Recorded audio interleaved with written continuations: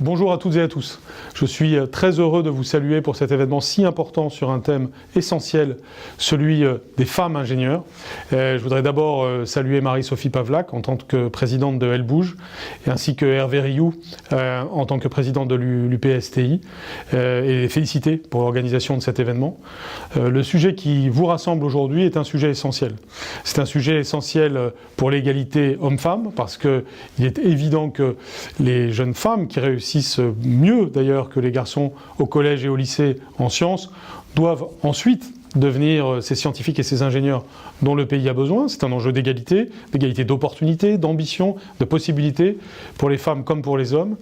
Et puis c'est aussi un sujet pour notre pays. Notre pays a besoin de plus d'ingénieurs, et donc s'il y a plus de femmes ingénieurs, il y aura plus d'ingénieurs. Et donc, si j'ose dire, tout le monde sera gagnant. C'est donc au moins à double titre, et même à plus de titres que cela, un sujet très important qui vous rassemble. Comment faire pour que cela devienne une réalité? Eh bien, c'est ce dont vous allez parler, mais j'ai évidemment quelques idées sur cette question. D'abord, avec une promotion de la démarche scientifique dès l'école primaire. C'est le sens de nombreuses initiatives que nous promouvons.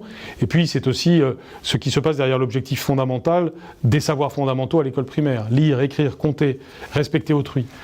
Ceci, bien entendu, prépare les ingénieurs du futur parce que ça prépare des compétences essentielles dont on a besoin pour asseoir ensuite une culture qui va devenir progressivement une culture scientifique.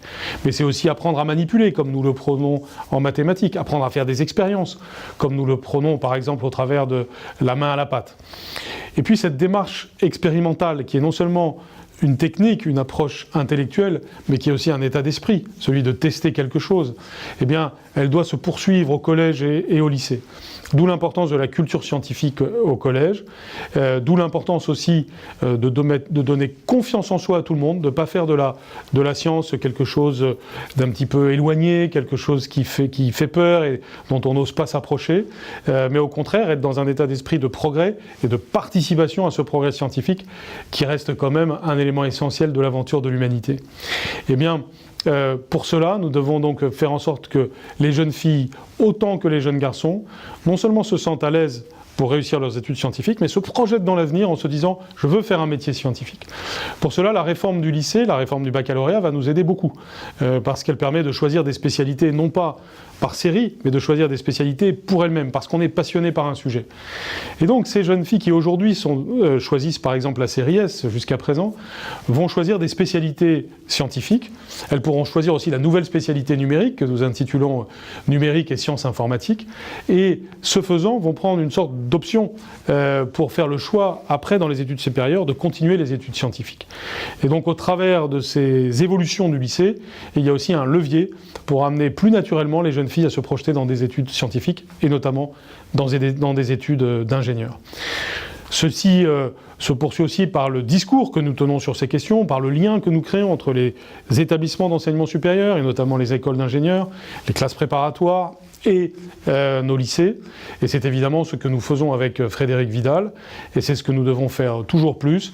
Nous devons le faire aussi en montrant des figures de femmes ingénieurs qui réussissent merveilleusement aujourd'hui, dans l'ensemble des domaines où la France s'illustre tout particulièrement. Nous pouvons être non seulement un grand pays d'ingénieurs, ce que nous sommes déjà, mais un pays de l'égalité homme-femme pour les ingénieurs. C'est un enjeu mondial, nous le savons aussi, puisque la France n'est pas la seule à connaître ce problème. Et si nous montrons la voie en la matière, nous pourrons être fiers. Je vous remercie donc de vous mobiliser sur ce point et je vous en félicite. À bientôt.